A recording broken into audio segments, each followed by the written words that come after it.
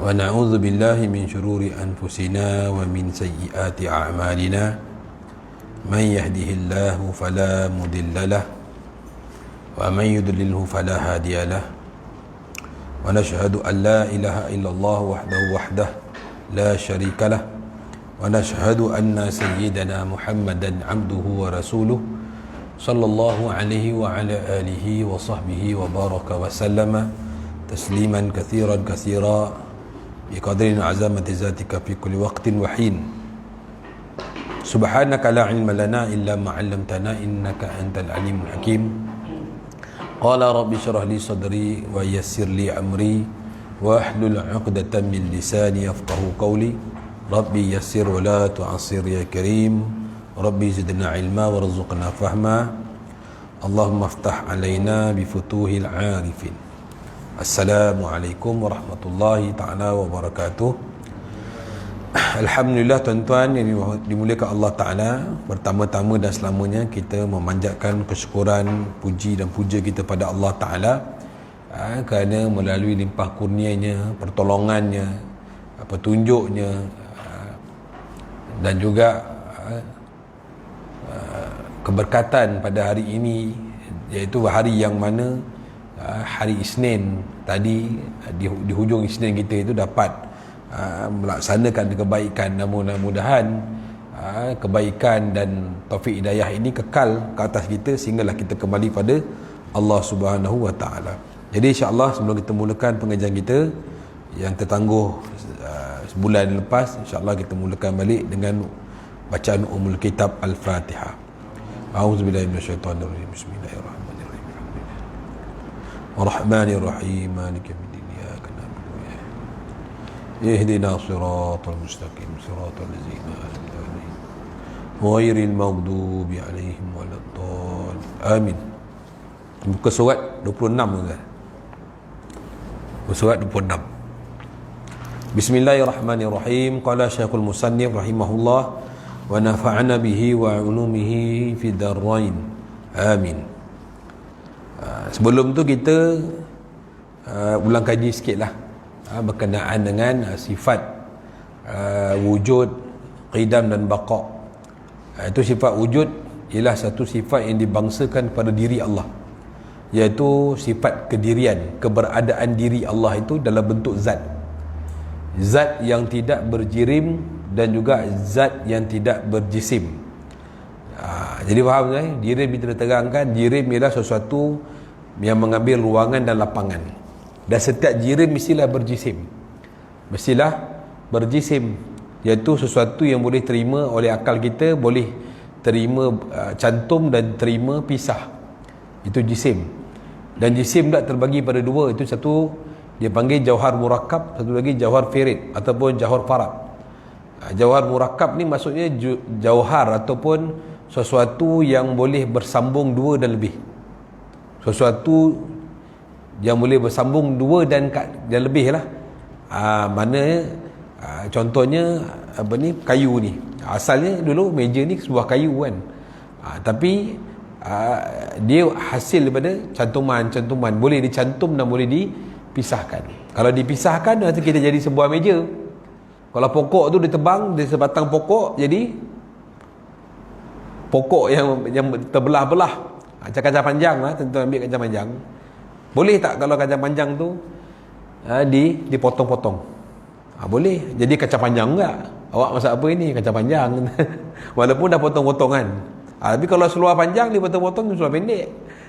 Jadi maknanya di situ boleh terima akal kita. Itu jisim murakkab. Jauhar murakkab. Maka jauhar murakkab ni lebih kepada pengenalan jisim tadi. Kalau dia kata nama lain pada jauhar murakkab ni ialah jisim lah. Tapi jisim ni apa maksudnya? Ialah sesuatu yang boleh bercantum dan boleh berpisah dan menerima cantuman tadi dua dan lebih. Boleh faham tuan? Contoh lagi saya bawa. Contoh lagi apa nak bawa Ambil lah gelas ni. Gelas ni kalau kita potong dua boleh tak tuan? Boleh kan? Mana dia jauhar murakkab.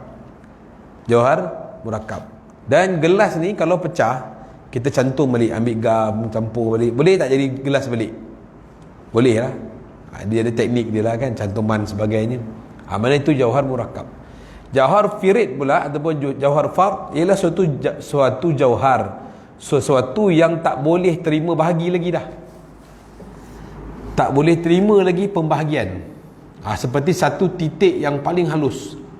Boleh tak dua pensel buat satu titik? Dua pensel bercantum buat satu titik, boleh tak? Ataupun satu titik yang halus tu dibelah dua lagi, boleh tak? Memang tak boleh lah. Lain kan biji sawi lain lah. Titik yang paling halus sekali. Titik mana ini ilmu mantik lah. Titik yang paling halus sekali yang tak boleh tak boleh dibahagi dua lagi dah. Itu dia panggil jauhar fard ataupun jauhar firid. Maka itu kesemuanya adalah makhluk. Maka Allah Ta'ala itu, wujud Allah itu keberadaannya tanpa jihah, tanpa arah, atas, bawah, luar, dalam, tengah, ke depan, ke belakang, kiri, kanan, tak ada. Itu wujud Allah Ta'ala, keberadaannya. Bukan jisim dan juga bukan jirim dan juga bukan johar. Jisim, jirim dan johar itu ialah makhluk. Ini macam papan ni, meja ni. Meja ni johar pun boleh, jisim pun boleh, jirim pun boleh. Semua terbentuk dalam makhluk. Itu terhimpunnya makhluk. Tapi kalau Allah pula ialah zat pun dia, sifat pun dia. Zat pun dia, sifat pun dia.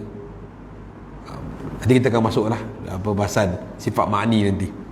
Baik, kemudian sifat, bila dah perbahasan sifat nafsiyah tadi, maka masuklah sifat ma'ni, sifat salbiah. Iaitu yang pertama yang kita bahaskan dalam kitab ini ialah sifat apa? Sifat qidam, ataupun dikatakan sifat sedia kala Allah Ta'ala. Bila kita faham sifat sedia kala Allah Ta'ala itu, bermakna kewujudan Allah itu azali lagi qadim. Tidak dimulakan dengan suatu kerana. Macam kita ni kerana kan, ada kerana, dulu tak ada. Saya dulu hidup kerana dulu saya tak ada, sekarang baru saya hidup. Besok pula dia mati kerana apa? Sakit, demam dan sebagainya. Allah Ta'ala wujud, perbahasan wujud tadi lah kidam. Wujud Allah tu secara kidam, iaitu tidak didahulukan dengan sesuatu kerana. Maka dia panggil sedia kala, dah wujud secara tetap dan iaitu azali dan juga qadim. Tidak didahului dengan sesuatu apa pun. Dan juga kemudian bila kita faham Allah tu sedia kala, makna Allah juga baqa. Baqa ni bukan tiada penghabisan. Baqa ni bukan tiada penghabisan. Baqa ini sesuatu yang kekal, yang tidak berubah-ubah. Kekal dan juga tidak berubah-ubah. Macam kita ni dahulu berubahan, daripada air mani keluar buntut-buntut sampai jadi bayi, baby pula jadi budak-budak, kanak-kanak, jadi remaja, dewasa, kemudian jadi tua balik, lepas tu jadi tanah balik, berubah. Jadi Allah baqa, tak berubah. Kalau berubah tu segi kedudukan pun dia, dari segi keberadaan Tuhan itu pun dia juga. Macam kita berubah dengan masa kan, putaran masa. Bulan, bintang, bulan dan matahari pusing-pusing, kita berubah lah. Umur pun berubah. Tahun ni pun saya dah 39 dah. Tahun ni ada umur 60, ada umur 70, ada umur 81, berubah. Allah tidak berubah. Hatta seluruh makhluk kumpul, termasuklah kalau dikatakan boleh, para malaikat dan nabi-nabi itu berlakukan maksiat sekalipun, semua melakukan maksiat, satu titik pun darjat Allah tak turun.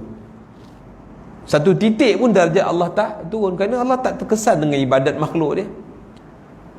Tapi kalau semua pun ibadat, makhluk, jin, iblis pun ibadat, iblis pun kembali taat, syaitan pun kembali taat, satu titik pun darjat Allah tak naik.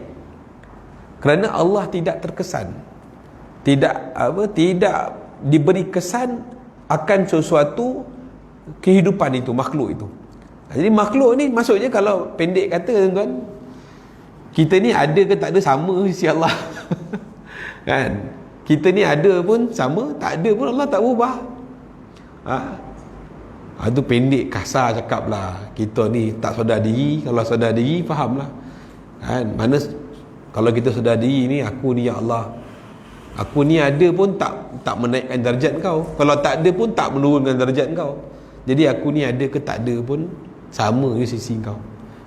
Bahkan kita pula yang berharap bergantung pada Allah. Tak ada Allah, habis ruyuk tuan-tuan. Tuan-tuan kaya lah macam mana pun, tak ada Allah, tak ada apa. Kalau kita hidup susah melarat mana pun, ada Allah, ada segala-galanya. Itu penting memahami sifat baqa. Dan selain daripada Allah itu bersifat fana, berubah dan hancur. Kullu syai'in halikun illa wajhah. Sesuatu itu akan hancur melainkan zat Allah. Kullu man 'alaiha fan wa yabqahu wajhu rabbika dzul jalali wal ikram. Kullu man 'alaiha fan, setiap sesuatu akan hancur. Yang kekal hanyalah wa yabqa, itu yang kekal. Yang kekal, yang tidak berubah-ubah. Walaupun kiamat berlaku, hancur luluh, langit bumi berdentum-dentam, matahari bantai bulan, bulan bantai bumi, planet bantai hancur tuan-tuan, Allah tak berubah pun. Allah sikit pun tak terkesan dengan perubahan makhluk tadi. Wallahu alam. Jadi itu sifat baqa. Dan juga sifat salbiah yang ketiga yang masuk ini ialah sifat qiyamuhu ta'ala bin nafsi. Kama yajibu alaihi aidan an ya'tarifa lahu bil ghinal al-lazimi li dhatihi wa huwa ibaratun an qiyamihi bi nafsihi wa bi syu'unihi ghairi muftaqirin li syai'in ma. Sebagaimana wajib juga ke atas mukallaf, yang ini wajib atas sekalian orang mukallaf itu, yang wajib atasnya segala perlakuan agama, untuk mengiktiraf, iaitu beriman, ya'tarifa lahu, mengiktirafkan baginya Allah Ta'ala bil ghina, dengan apa, beriman dan mengakui baginya Allah dengan sifat kekayaan.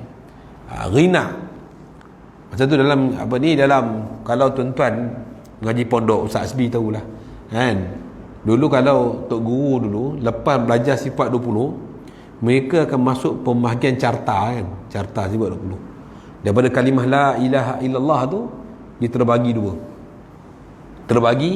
dua. Satu, istighna'u ilaihi an kulli ma siwa wa iftiqarun ilaihi an kullu ma ada. Itu perbahasan la ilaha illallah tu. La ilaha illallah tu ada dua perbahasan. Satu, istighna'u ilaihi an kulli ma siwa, berkenaan terkaya Allah Ta'ala. Terkaya Allah Ta'ala daripada segala sesuatu. Waftiqarun ilaihi an kullu ma ada, dan bergantung setiap sesuatu itu kepada Allah. Itu la ilaha illallah. Kalau maksud saya ikut jemaah tabligh dulu, antara perkataan disebut Allah kuasa, makhluk tak ada kuasa.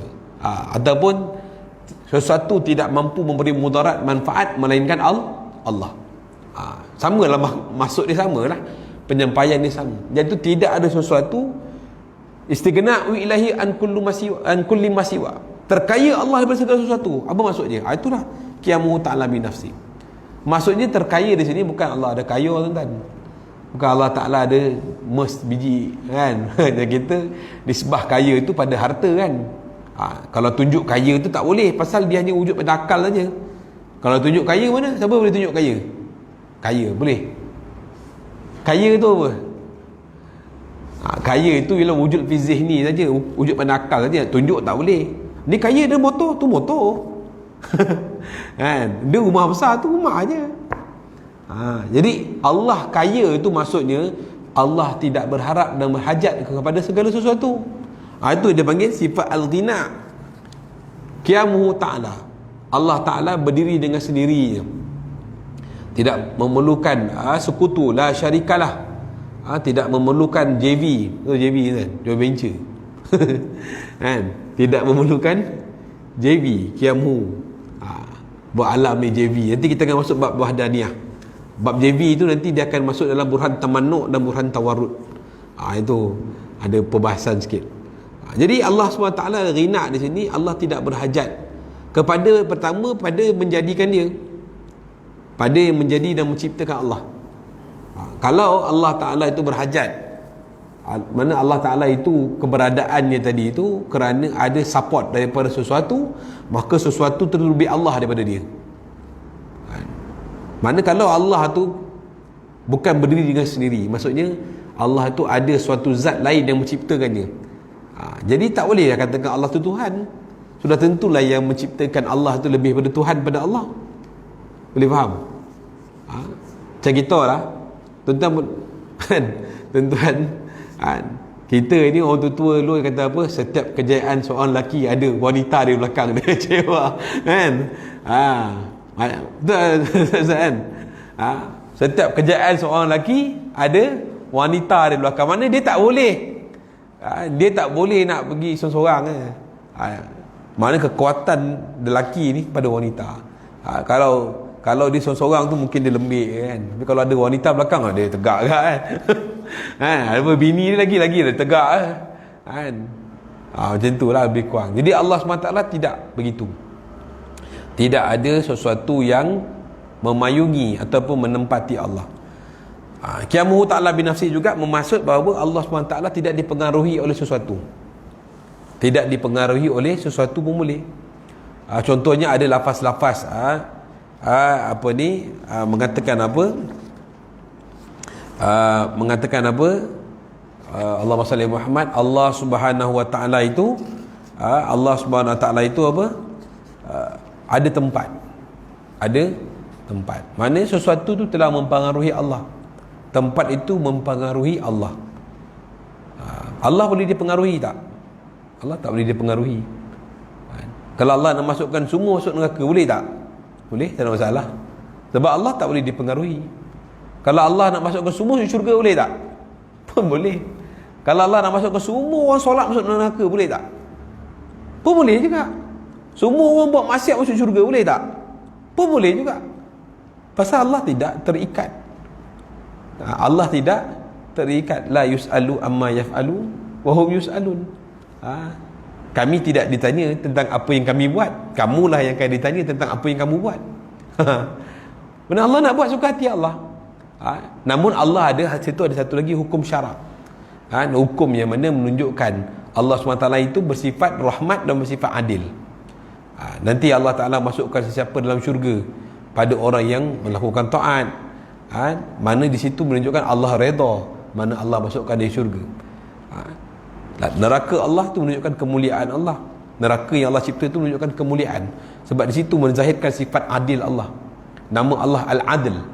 Nama Allah Al-Adil. Kalau di dunia dulu dia terlepas dengan hukum makhluk yang dia buat, di akhirat siapa pun tak boleh lari, Nabi pun tak boleh lari daripada Allah. Jadi Allah akan menzahirkan sifat adil dia tu dengan neraka yang Allah cipta.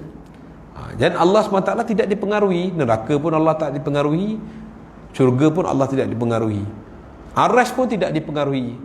Bahkan mereka semua itu dipengaruhi oleh Allah. Dipengaruhi oleh Allah. Jadi ada orang kata, Ustaz, Allah Ta'ala itu ada tompek Ustaz di Arasy. Itu orang kata pinjam cakap je kan, pinjam cakap. Orang kata ibu negara, tuan-tuan faham tak ibu negara?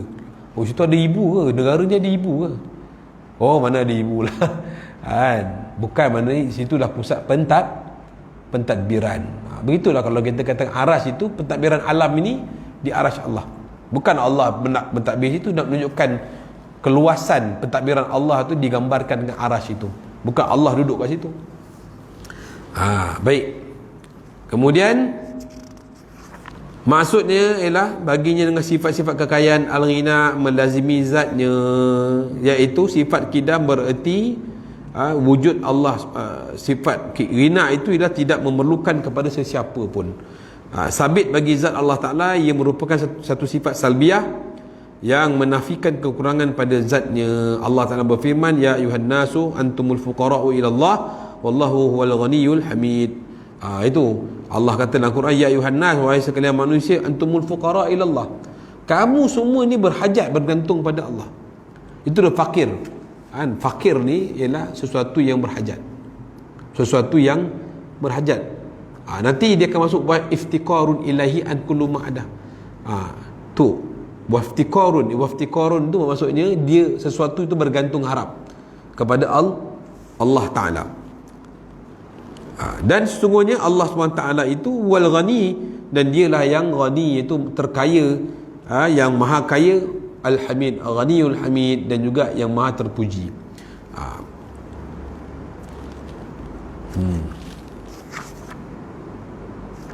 Baik. iaitu ia tentang tetap kewujudannya, maksudnya keazalian Allah. Keazalian Allah SWT dengan dirinya sendiri dan dengan urusannya tanpa memerlukan sesuatu. Jadi sini apa yang kita boleh faham lagi ialah Allah Subhanahu Wa Taala itu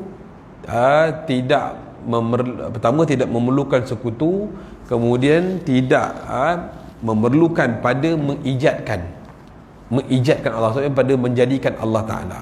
Itu macam kita lah, kalau orang patah kaki kan, orang patah kaki dia boleh jalan kan?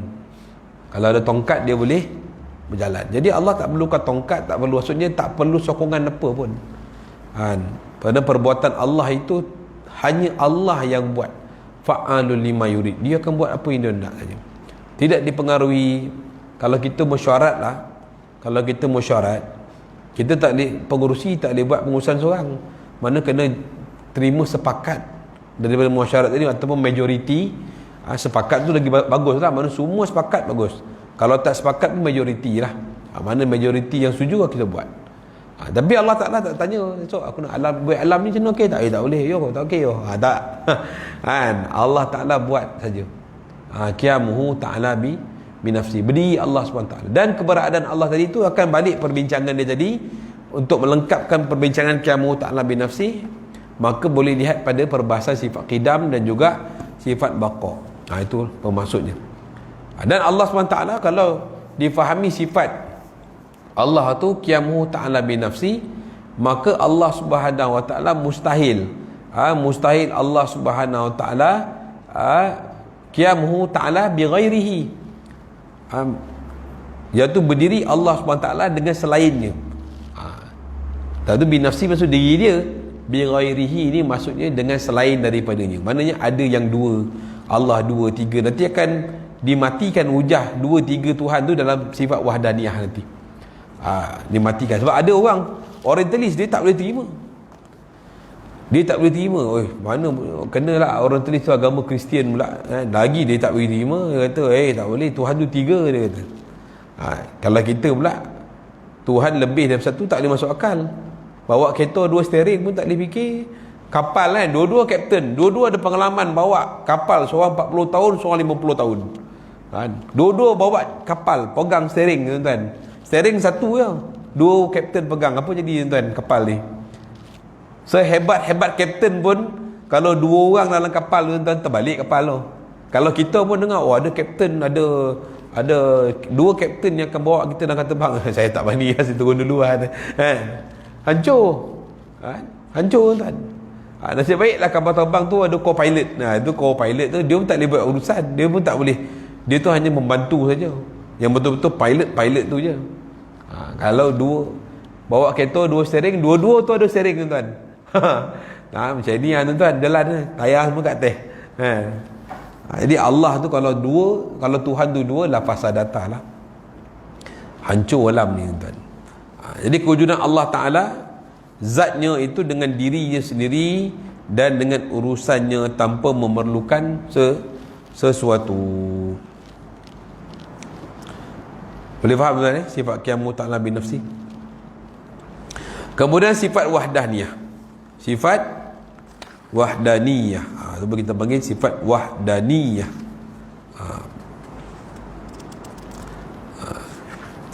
Kalau kita tengok kitab ni, dia ada sikit perbezaan. Kalau lepas sifat qidam baqa, selalunya dalam kitab Ummul Barahin pun akan bincang sifat apa, mukhalafatuhu ta'ala lil hawadith, iaitu bersalahan Allah Ta'ala dengan segala sesuatu yang baru. Kalau tuan-tuan tengok kitab ni lain. Kitab ni lepas qidam baqa qiyamuhu ta'ala binafsi. Lepas tu wahdaniyah, sifat ketunggalan Allah. Baru dia masuk sifat salbiah yang kelima, itu mukhalafatuhu ta'ala lil hawadith. Itu sifat mukhalafatuhu ta'ala lil hawadith ni maksudnya satu perbahasan yang panjang nanti. Sebab orang selalu yang mana belum menguasai ataupun tersalah faham tentang zat dan sifat Allah Ta'ala itu, boleh jadi mereka nanti akan menyamakan sifat dan zat Allah sama dengan makhluk. Fahuwa muhal. Maka kedua-dua perkara itu adalah mustahil. Allah Ta'ala tidak menyerupai, tindak tanduk Allah tak menyerupai makhluk, dan zat dan jisim Allah, zat Allah SWT itu pun tidak apa, tak juga seperti makhluk. Kalau tuan-tuan boleh faham lah kan, Allah SWT ni, kalau kita boleh faham, boleh ke kita bayangkan Tuhan ni? Boleh tak kita bayangkan Tuhan macam mana bentuk dia? Kalau orang dalam kitab ni akan terangkan juga, Syekh Ahmad Mustafa Alawi kata, manusia pun akan cipta sesuatu yang bukan bentuk dia. Tak? Ada manusia cipta manusia tak? Paling kurang pun robot lah Ustaz kan? Cipta robot. Robot pun kalau ada bentuk pun tangan macam tu je. Namun ada roh, nafsu, keinginan, berkahwin, berkelamin pun kita tak cipta. Ada saya ni robot saya jantan. Mana ada robot jantan? Kalau nama jantan lain lah. Robot ni jantan, brand Malaysia. Sebab jantan tu hanya orang Malaysia je pakai. Robot saya ni robot betina. Tak ada. Tak sama kan. Jadi Allah SWT, kalau kita pun boleh fikir, kita pun cipta sesuatu pun tak sama macam kita, lebih-lebih lagi Allah. Takkan Allah nak cipta satu bentuk zat makhluk tu seperti macam zat dia yang tidak berjisim, tidak berjismin. Boleh faham? Nanti perbahasan. Dan tuan-tuan belajar sifat akidah, belajar akidah ni memang mengantuk sikit tuan-tuan. Kena pula tak faham, kena pula tiba-tiba selama tak pernah belajar kan, selama tak pernah belajar tiba-tiba duduk, ustaz kuyup kan, romantik kan. Satu kena ada soalan, kena soalan supaya soalan tadi tu boleh menyegarkan. Dulu kalau saya masa kita orang ngaji tu dengan Fadil Ustaz Sofhan, kalau ngantuk-ngantuk tanya soalan, tanya soalan apa-apa supaya hilang ngantuk. Mana boleh jawab. Itu penting akidah ni. Kadang-kadang tuan-tuan bayangkanlah, akidah ni penduduk taman kita berapa orang, berapa pintu ada. Kalau masuk rumah saya tu dah 600 lebih. Nombor rumah saya pun 655 tuan. Betul tak dia? Berapa banyak pintu orang Islam? Dan pada pintu orang Islam tu letaklah, kalau 655 letaklah 400 pintu orang Islam. 400 pintu orang Islam. Dalam 400 pintu berapa ramai yang atas semayang? Berapa ramai yang belajar mengaji? Berapa ramai? Kita ni boleh kira ni apa pintu ya? Ini balik rumah pun saya ada Maggi, berhenti makan dah, lepas tu tidur lah kan? Rumah lah tadi ada sate, mana sate depan ni? Dah lupa kan? Ini kita yang datang mengaji pun boleh lupa tuan. Bayang orang tak datang, tak tahu apa-apa pun kan? Hari ni orang belajar pula, nak tahu sesuatu tekan buka YouTube, nak tengok, kena keluar pula kan, Firanda pula kan.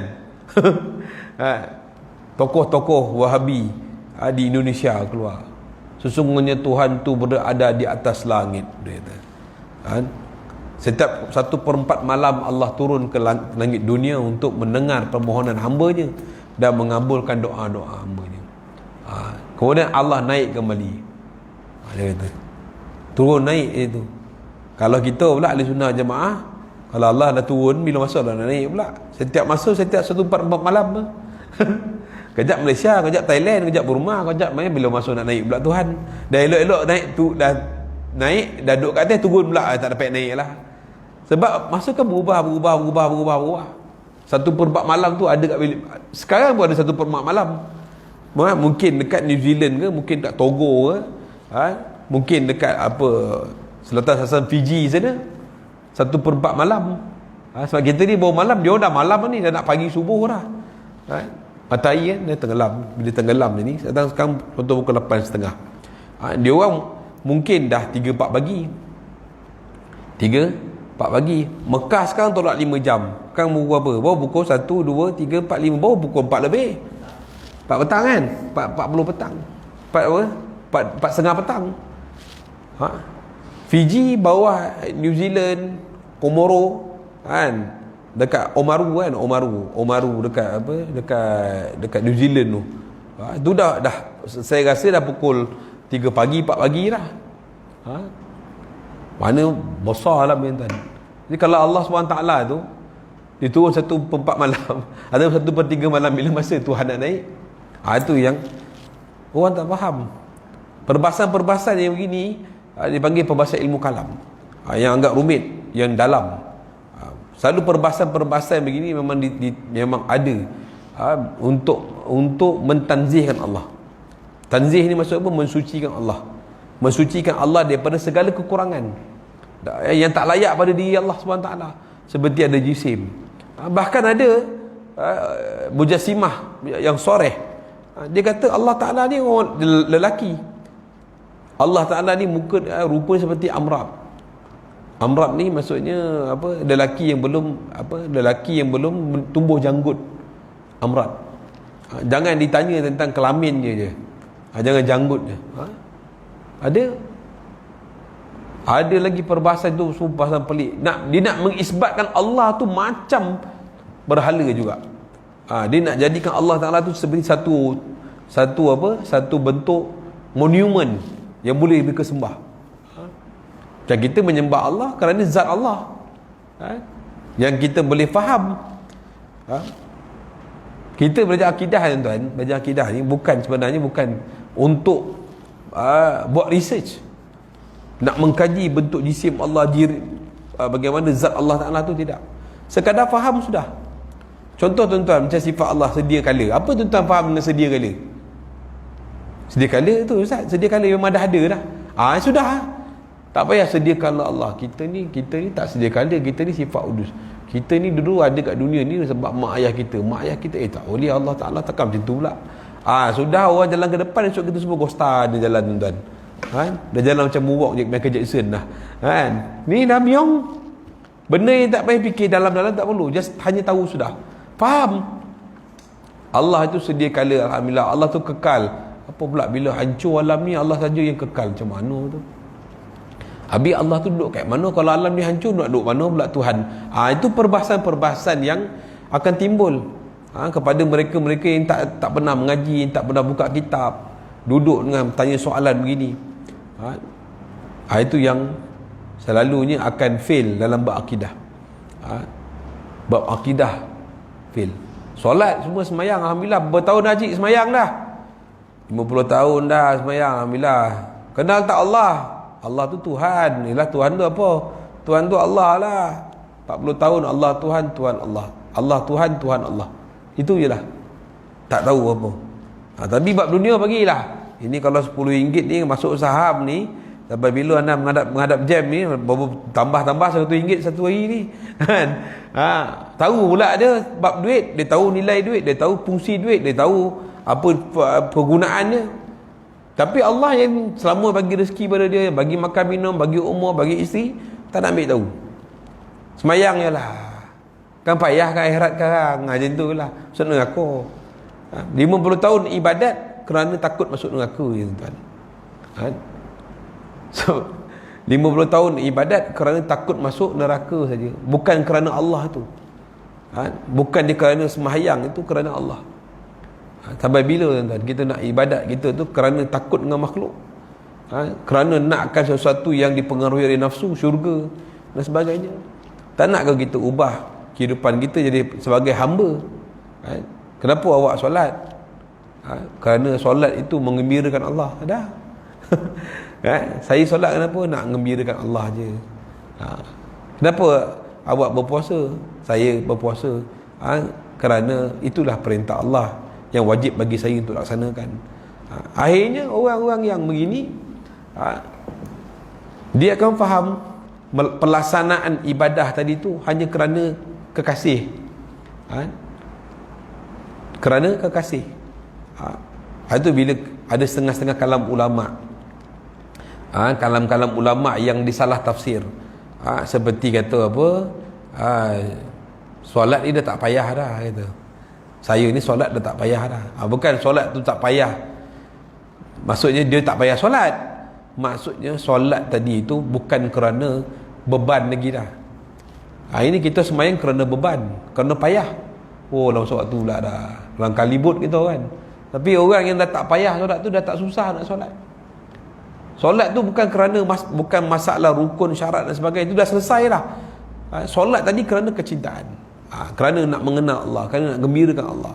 Belum azan dia dah terpacak kat saf pertama dah, dia dah sedia untuk menggembirakan Allah Ta'ala. Dia dah punctual dengan Allah.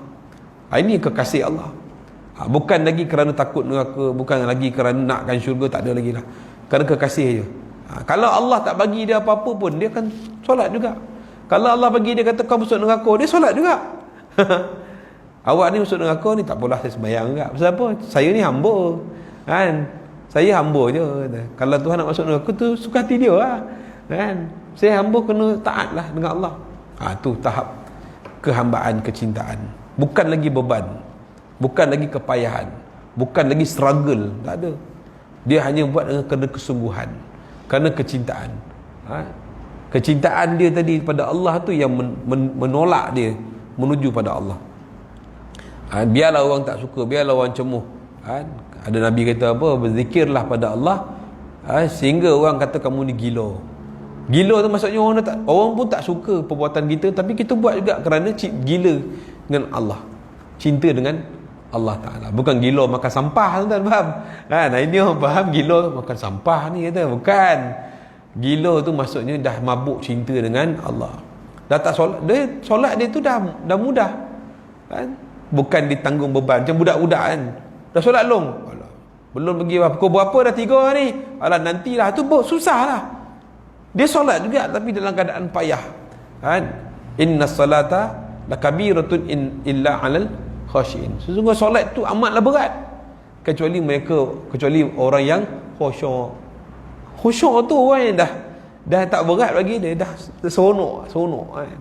Macam gitulah. Kalau terlewat solat tu dah resah dah. Kalau bangun subuh contohlah, balik rumah 3 pagi kan, orang balik pada Kedah, balik kampung, Ustaz SB contohlah kan, balik rumah Ustaz sampai pukul 3 pagi, sampai dah ponek letih tidur. Saudara-saudara pukul 10 kalau kabut Ustaz kan, alamak subuh datang ke mana, betul tak? Makna dia pun risau, resah. Satu hari dia termonong apasal lah, dan tahu tadi tu tak layak dia tidur, memang jaga ialah subuh tadi, betul tak? Walaupun memang tahu dalam Islam tu kalau dia tertidur tu dimaafkan, tapi orang yang dah cinta dengan Allah, dia tak rasa dimaafkan, dia rasa bersalah dengan Allah. Kerana situ ada hubungan nafsu yang dia pelihara supaya tidur tu dapat selesa, kemudian Allah, kan? Sebab tu orang yang dekat dengan Allah, dia utamakan Allah baru dia ikut nafsu dia. Maksudnya bukan ikut nafsunya, ikut lah, maksudnya dia selaraskan nafsu tadi dengan perintah. Itu yang dikatakan kesetiaan. Cinta tadi itu pada Allah menjelaskan kesetiaan. Nak setia dengan Allah ni yang payah, tuan. Nak jujur dengan Allah. Ini kita boleh jujur dengan orang, Allah kita tak boleh jujur. Kita tahu Allah tu maha melihat sebagainya, tapi buat maksiat lagi, tu setia? Dia tak setia. Nak kembali setia macam mana? Bertaubat. Macam kisah Nabi Adam AS kan? Apabila kesetiaan Nabi Adam tu tercalar bila makan buah khuldi, Allah tunjuk jalan balik dia.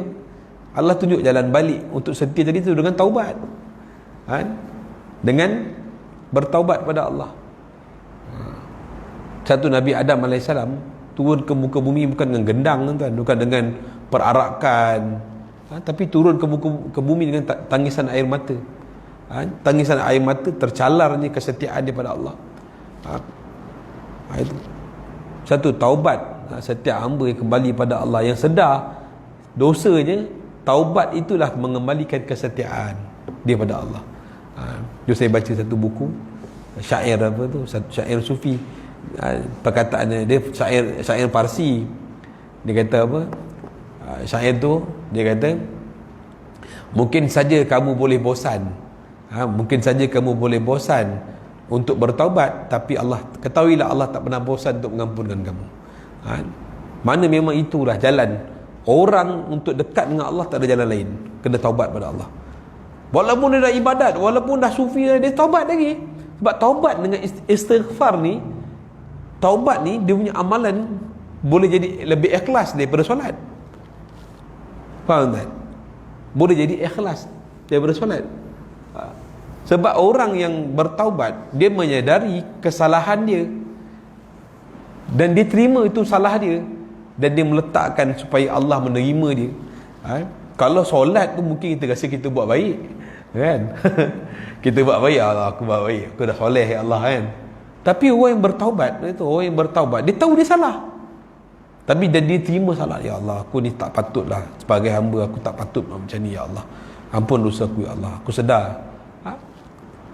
Itu dia akan kembali pada Allah untuk dapatkan keampunan. Tapi kalau dia buat amal baik, dia rasa dia yang buat. Tapi kalau dia buat dosa, kemudian dia taubat pada Allah, dia sedang mengharapkan kebaikan daripada Allah, bukan dia minta baik, bukan tunjukkan diri dia baik. Itu satu, kena ada taubat, ayat istighfar. So Nabi SAW ayat istighfar, 70 kali sa'i. Adakah Nabi buat dosa? Nabi tak pernah buat dosa. Bahkan Nabi maksum. Maksum ni tertegah daripada perbuatan salah. Tapi Nabi beristighfar kerana Nabi sentiasa rasa bersalah dengan Allah. Rasa bersalah. Padahal Nabi dah buat baik dah. Solat yang terbaik, puasa yang terbaik. Ulama kata semua amalan sisi Nabi tu semua dah lengkap. Makna tidak ada orang yang boleh melintasi terbaik Nabi tu. Makna Nabi tu dah sediakan satu border yang orang kena capai kat situ. Makna lebih pada tu tak ada dah. Tapi Nabi dah buat yang terbaik, tapi Nabi rasa bersalah. Kenapa? Bagi Nabi, Nabi buat masa tu belum terbaik. Itu Nabi istighfar. Bukan Nabi buat dosa, bukan Nabi buat salah, tapi kerana Nabi rasa bersalah, sentiasa bersalah dengan Allah. Aku ni hamba, patut aku buat lebih baik, Allah, buat lebih baik, buat lebih baik. Kerana kebaikan di sisi Nabi tu tak ada had. Nabi kita ni had kita sampai Nabi je, kan? Had kita pun sampai sahabat pun belum lagi, kan? Sampai sahabat pun tak habis lagi. Sahabat nak cecah Nabi pun susah. Tapi Nabi punya kebaikan tu tak akan habis. Satu sampai kiamat Nabi kebaikan Nabi ada lagi. Syafaat Nabi, doa Nabi. Malam tadi kami baca kitab dengan Syekh kami, Syekh Muhammad Awad Mangkush. Beliau kata kebaikan seseorang itu mungkin akan terhenti pada tahap yang paling rendah. Contoh dia mula satu, mungkin 5, 6. Nabi punya kebaikan tu tinggi-tinggi, makin lama makin tinggi. Salah satunya ialah amalan soleh yang kita buat ni, semua menyebabkan pahala Nabi akan bertambah sampai kiamat. Solat Nabi, kita solat, Nabi dapat tak pahala? Nabi dapat pahala. Solat berganda. Kita boleh tak lawan Nabi punya solat? Tak boleh dah jam dah. Dan kebaikan Nabi itu bukan dizahirkan dunia, di negeri akhirat pun Nabi akan zahirkan kebaikan. Allah SWT akan zahirkan kebaikan itu di akhirat. Mereka yang solat, puasa, zakat, selawat dan sebagainya, dakwah sebagainya, itu orang dia akan duduk belakang Nabi.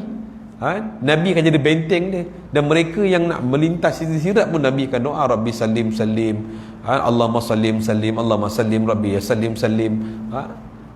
Mana di tahap itu pun Nabi berada untuk menzahirkan kebaikan Nabi. Jadi kita ni kalau dapat belajar ni pun, belajar sifat qiyamu ta'ala bin nafsi yang ini pun, alhamdulillah lah, syukur pada Allah.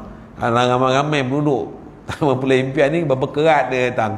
Tak faham lah, tak apalah, janji duduk pun jadilah, kan? Kena ada muzakarah. Satu lagi tuan-tuan, nak belajar ilmu akidah ni, dia tak boleh berhenti macam ni. Kena ada muzakarah, soalan. Reka soalan. Reka tak ada masalah. Reka tidak membatalkan akidah. Ustaz nak tanya lah Ustaz, ni saya fikir lah, Allah Ta'ala tu kuasa kan? Betul. Berkuasakah Allah Ta'ala mengecilkan dirinya?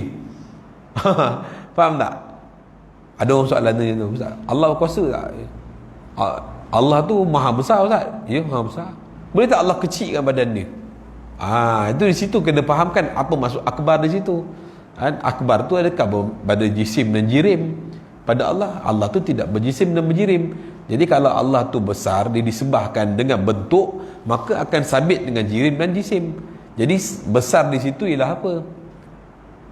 Besar di situ ialah kedudukan Allah Ta'ala, kebesaran, kehebatan Allah, kemutlakan kuasa tadi itu. Jadi kesimpulannya apa? Kesimpulannya dia akan jawab, sungguhnya Allah tu kecil pun tidak, besar pun tidak. Sebab Allah kalau kecil dan besar tu kan jirim dan jisim. Baru dah ada, baru ada ingat. Ialah betul Ustaz. Jadi mana Allah ni besar pun tidak, kecil pun tidak. Bergerak pun tidak, diam pun tidak. Pasal semuanya adalah perbuatan daripada perbuatan makhluk. Kita duduk macam ni, kejap kita bergerak. Allah mendiami suatu tempat pun tidak, bergerak daripada satu poin ke satu poin pun tidak. Kerana Allah laisa kamitsli syai'. Mukhalafatu ta'ala, ada bersalahan sesuatu tu dengan Allah Subhanahu wa taala. Wallahu taala alam. Dia sambung balik wahdaniyah. Ada soalan tuan? Ini wahdaniyah ni panjang sikit.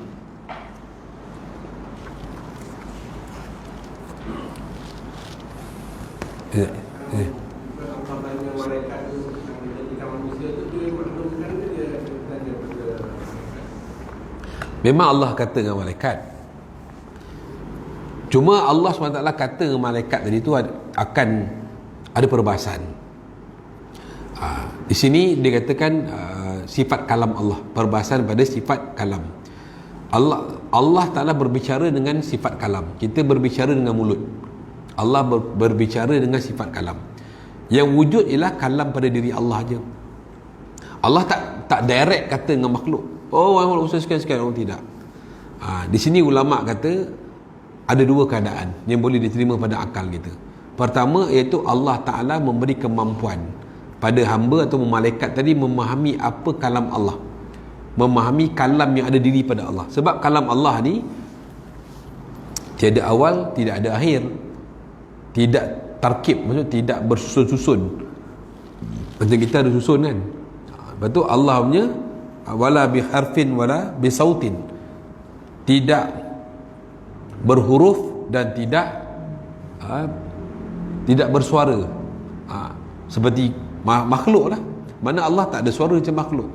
Jadi bagaimana malaikat tadi boleh faham nanti? Jadi maknanya malaikat boleh faham apabila Allah Ta'ala memberinya kemampuan untuk memahami apa yang Allah nak kata pada dia. Contohnya Allah kata pada malaikat tadi, inni ja'ilun fil ardi khalifah. Sesungguhnya aku ingin menjadikan aku, domir aku Allah lah, sesungguhnya aku ingin jadikan khalifah di muka bumi. Maka malaikat pun menjawab, bahkan ya Allah, kenapa nak cipta manusia yang mana menumpahkan darah, sedangkan kami ini bertasbih dan mensucikanmu ya Allah. Di sini bukanlah sesuatu perkataan itu sebagai argumentasi.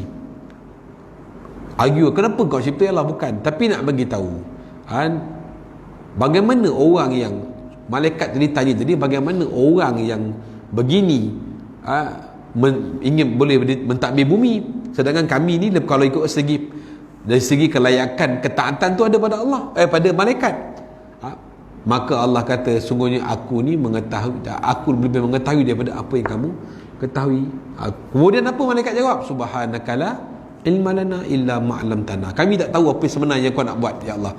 Sebab manusia, sesuatu malaikat ni dia akan nampak dalam apa yang kandung dalam Lauhul Mahfuz. Allah ciptakan manusia, esok manusia ni akan hancur, manusia ni akan buat kerosakan dan sebagainya. Tapi ada juga manusia yang nanti melakukan taat. Itu malaikat tak nampak. Malaikat belum nampak apa yang Allah buat. Jadi percakapan di sini pertama ialah malaikat Allah Ta'ala memberi satu inkisyaf ataupun memberi kemampuan isti'dad untuk memahami kalam Allah. Kedua ialah Allah Subhanahu Wa Ta'ala boleh, iaitu menjadikan sesuatu bunyi-bunyian ataupun hawa ataupun angin yang membentuk suara yang boleh difahami oleh manusia. Boleh difahami manusia ataupun malaikat. Contohlah memang kalau kita ni segi pendengaran lah, contoh tiba-tiba angin kuat bunyi kan, kita faham apa? Oh, ini mesti ribut ni besar ni Tapi kalau orang yang lebih memahami lah, Allah sedang nak bagi tahu kita bahawa akan berlaku ribut. Faham tak? Itu contoh. Boleh jadi malaikat faham begitu, tapi hakikat yang berlaku pada kefahaman malaikat Nabi Musa yang Allah berkata-kata dan juga pada Nabi kita berkata-kata, itu hanya mereka yang memahami. Kita tak tahu, kita tak duduk kat situ. Di akhirat dia masuk syurga baru kita tahu macam mana Allah bawa kita. Kan? Jadi cerita sebenarnya di situ ada satu garisan, dia panggil garisan kudrat. Sifat kudrat Allah. Allah tak cakap direct dengan makhluk. Kalau Allah cakap direct dengan makhluk bermakna nanti kalam Allah baru, iaitu Allah boleh bersuara dan bercakap sebagainya. Maka di sini ulama kata ada fungsi takluk kudrat di situ. Kudrat Allah Ta'ala itu ialah fungsi apa? Yang mengijad, iaitu ijad wa idam, iaitu menjadikan dan meniadakan.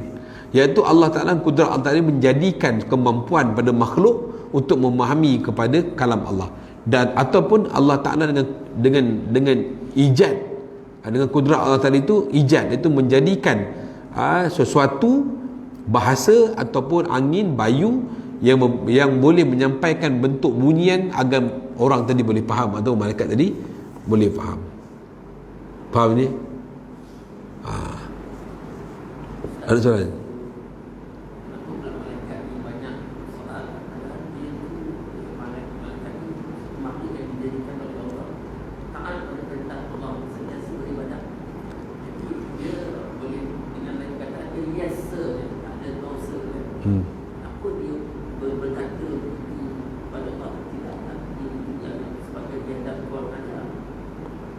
Malaikat bertanya tadi tu, dia bertanya tadi bukan kerana ketidaktaatan tadi, tapi kadang-kadang pertanyaan itu menunjukkan sesuatu yang dia ingin tahu, yang apa Allah buat, apa yang Allah nak buat, bukan suatu kebiadaban ataupun bukan suatu keingkaran. Tapi namun ada juga kalau tengok Iblis punya kata lagi teruk.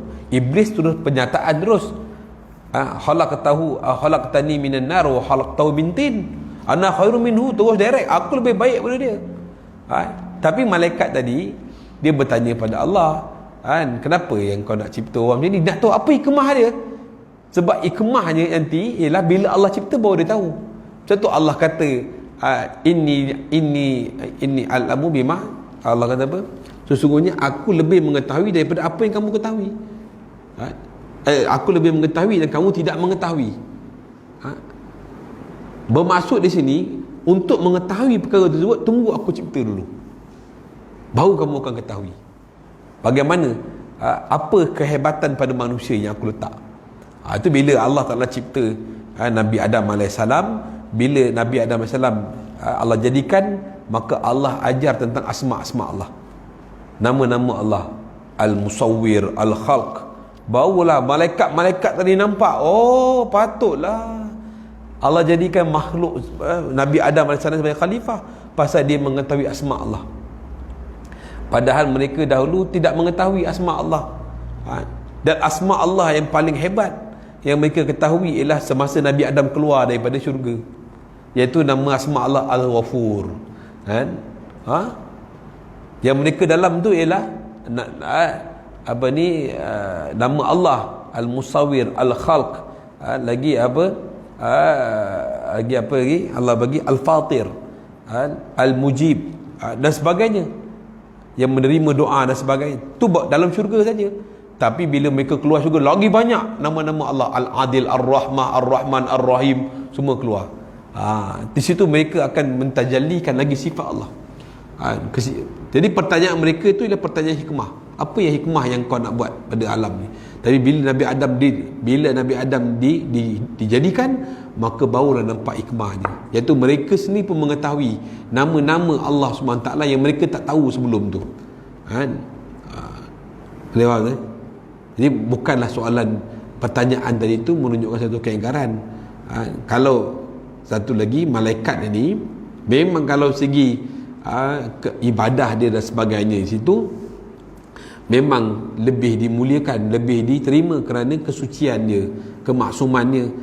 Tapi nak bagi tahu malaikat, bila makhluk manusia ni aku jadikan, amalan solat dia lebih aku terima daripada malaikat yang ibadat. Sebab malaikat tu memang disetkan untuk ibadat. Manusia pun ibadat, tapi bila manusia tu nak ibadat, ada satu garisan, dia panggil garisan nafsu. Dia nak melintas garisan nafsu tu macam mana. Dia ada bini, dia ada apa sebagainya. Itu bila malaikat Harut dan Marut tu, bila diuji oleh Allah Ta'ala, dia letakkan nafsu, dia dah tak boleh dah. Oh, manusia juga yang memang boleh atasi masalah ni. Wallah ta'ala alam. Malaikat tu, malaikat Harut dan Marut. Tu tak tahu malaikat apa. Sebab dia dalam tu dia kata isim jamak, nama banyak, nama ramai. Semua keseluruhan malaikat bertanya.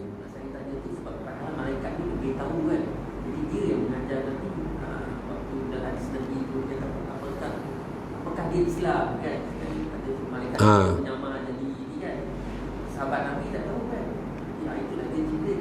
Betul. Malaikat ni dia tahu sebenarnya betul kan, dia dah ajar Nabi tu. Betul. Jibril memang itu ada hadis dia, ada Jibril. Hadis yang menerangkan tentang rukun agama.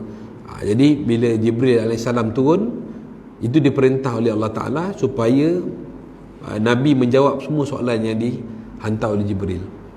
Supaya di situ dah dapat isbatkan hukum. Rupanya hukum fiqh wajib belajar.